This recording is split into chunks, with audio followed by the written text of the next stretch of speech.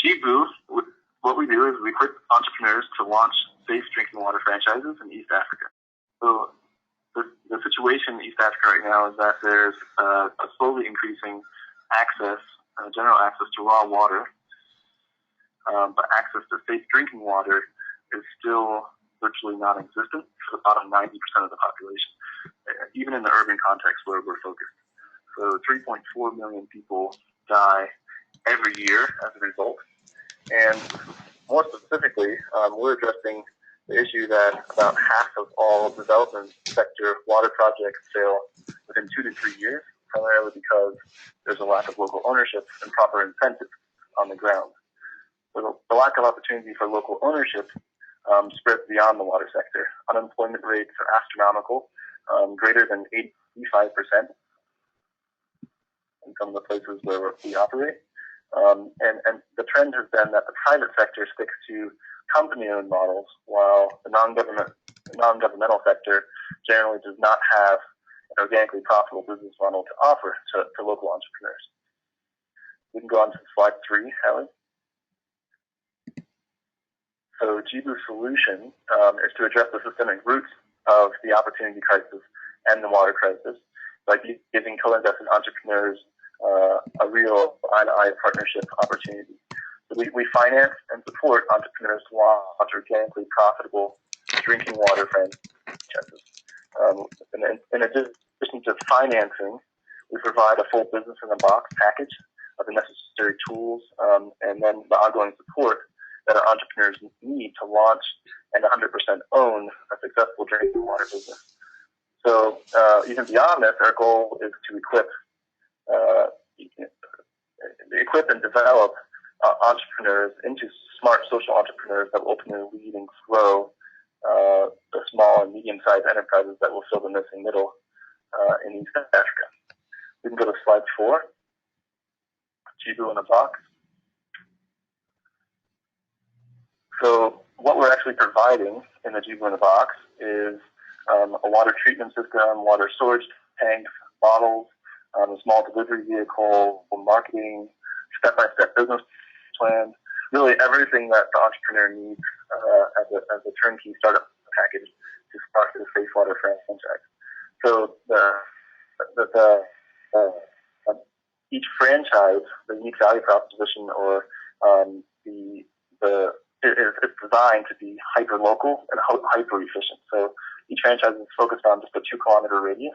And by focusing on just that local neighborhood, it mitigates the distribution cost of distributing bottled water. Then water can be sold direct to consumer and take out the middleman markup. And then we can also use returnable plastic bottles, so there's no plastic waste, and customers can pay for only water rather than plastic waste. We can go on to slide 5, market context. So this is a map of the alternatives, of some of the alternatives, and how Jibu differs. We don't have time to go through all of this, but I think for some of you that have a water sector background, it would be interesting to study, to go through this more in depth after the presentation. I think the top 5 or 6 are the most important, probably. Independently owned, affordable, convenient, safe, good taste. I think every single one of these factors is absolutely critical to a water business being successful. So opting to not have one of these is like not having a steering wheel on a car, or opting to have seats or something. It's I think every independent element is really crucial for market uptake and success. Our primary competitor is in the top row, the first column to the right, boiled water. We see that as the primary alternative that we're facing in our target market. So Jibu water is cheaper than the cost of boiling. It's just the cost you pay in charcoal to boil water. And it's more convenient because it's doorstep delivery. That's the major value proposition to the consumers that we're offering. So we can go to slide 6. So to date, we have franchises in 3 countries. We're in Rwanda, Uganda, and DR Congo. We think we have a lot of the processes in place and the quality control needed to have consistent product and consistent taste. We have validation that aspirational packaging works. That's a really important component of our model. Is we decided to bottle water rather than just treat it and distribute or have consumers come and fill jerry cans themselves. And that's because there's then a class association and an aspirational quality associated with bottled water because it's then only affordable to the top 10% of the market in East Africa. So by piggybacking that class association and positioning, we're tapping into an organic market pull and recognition that bottled water is safer and different than tap water. And then I think the most compelling validation that we've had so far is the viral interest to own a franchise that we're finding. So we have a pretty impressive waiting list of qualified, mission-minded entrepreneurs who are really excited to launch a Jibu franchise. And I think, again, it's because we're unique in offering them a true ownership opportunity for something that is profitable and also meeting a need that they face, virtually everyone, 90% of the market faces on a daily basis from the lack of safe water access. And price points is another key validation we found.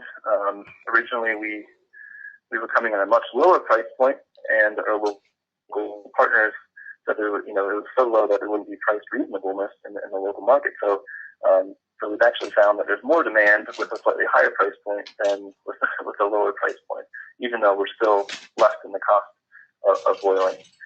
We can go on to slide 7, milestones and goals. So our overall goal is to launch 24 new businesses, 12 in Rwanda and 12 in Uganda, over the coming year. And the rest of these are milestones that are really qualifiers to that overarching goal. And I think we're on track for all of these things. So 2,000 liters per day per franchise. Within a month, actually, we're already going to be there. In Uganda and Rwanda, where we're focusing. We decided not to grow or scale in DR Congo this time because I don't think they're ready yet. We can go on to slide 8.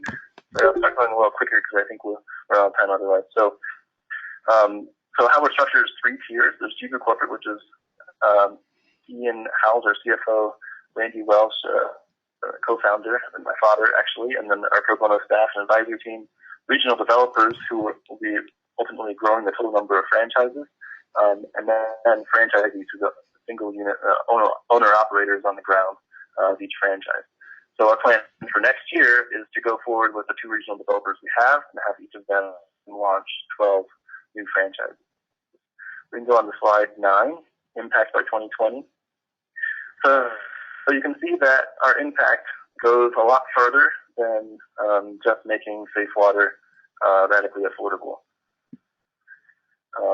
We're using zero energy. We're completely solar, and we'll save over 52 million kilos of charcoal. In addition to the water that we don't take from the grid, that charcoal would have been used to boil water. And then livelihoods, I think, is a really important impact that we care about. When people aren't spending the time getting water, when the air they're breathing is clean, when local community members have meaningful employment, and when we can serve the poorest community members with hygiene and sanitation classes through our water club, which also provides water subsidies to make it even more affordable for that population. I think the livelihoods in each of these local Jibu neighborhoods will increase all around, and we're really just doing a in-depth focus on each of these 2 to 3 kilometer areas around each store. We can go on to slide 10. So a little bit about the financials. A franchise will turn over about $50,000 US a year, and we anticipate being paid back for a total upfront investment over 2.5 years as the franchisee pays us back on a lease to own. That's our primary revenue driver, is the interest we make on the lease that we give. We give the whole startup package as a lease. So after the lease is paid off, there's a perpetual actual franchise fee, and the franchise operates like an annuity. So that's what makes sense for the Jibu corporate tier and also the regional developer tier. An important thing to note here is that we actually started Jibu with the financial model, and we built the business and operations around those financials. So we did it sort of backwards in a way. We're like, oh, yeah, is there a way to make, to create this ownership model and the proper incentives aligned across all levels of operation, and also to make to put something profitable in the water sector. And then from there, we worked back to build up the operation. So I'd love to talk more in depth about the financials and pro forma if anyone would like to later here if we have time. So we can go on to slide 11, funding requirements. So we're getting near to a close for a 2.5 million Series A, and that will be our operating budget for the next 2 years and allow us to launch 24 new franchises in the next year.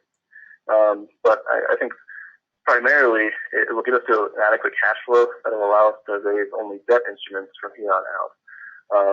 And then we have a unique opportunity from USAID for a matching grant. We're in the final negotiations with that of up to $1 million in non-dilutive capital, and that will significantly help with de-risk for the investment for private investors. So we can go on to slide 12, and this is looking through. This is a little bit about our teams. I'll just skip this section. We can talk about it later, just so I have a chance to hear from all of you. So we can go on to slide 13. So in summary, Jibu provides asset financing and support to equip entrepreneurs to launch profitable franchises that we believe are capable of ending the water crisis. We have proof of concept at the unit level of single franchises, and we now have the opportunity to get proof of concept as to how quickly we can scale and grow. So, creation of local business ownership, permanent access to safe water, and then ultimately organic growth of impact through revenues generated is really the opportunity. So our plan is to launch, again, 24 businesses in Uganda and Rwanda, and this will require strategic planning, top talent staffing, equipment and materials, and better supply chain management, financial support, among other things. Move on to the last slide, 14. The best way to really dig deeper and get more information is to join the investor Dropbox. And there's a link there on the bottom right corner of the slide. It goes in depth with, with the whole business model, with a pro forma, and a lot of other processes and operations. So, I'm excited to hear your constructive